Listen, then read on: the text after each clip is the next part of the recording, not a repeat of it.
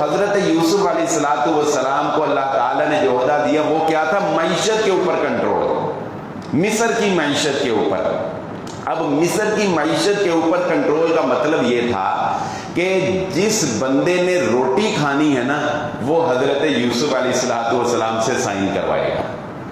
بھائیوں نے غلہ لینے کے لیے آئے، بھائیوں کو کس سے اجازت لینی پڑی؟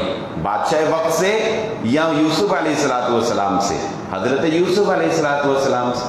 تو اناج کے اوپر کنٹرول، معیشت کے اوپر کنٹرول۔ آج ہم یہ بات کہتے ہیں نا جی یہودی تھوڑے سے ہیں اور مسلمان اتنے زیادہ ہیں۔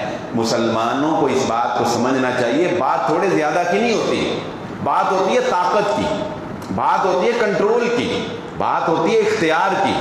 آپ اب حضرت یوسف علیہ السلام ایک تھے، آپ تو کہتے ہیں نا یہودی تو پھر کوئی لاکھوں میں ہے نا، وہ تو ایک تھے۔ ایک بندہ پوری مصر سلطنت کے اوپر حکومت کر رہا ہے، بتائیں کر رہا ہے کہ نہیں کر رہا؟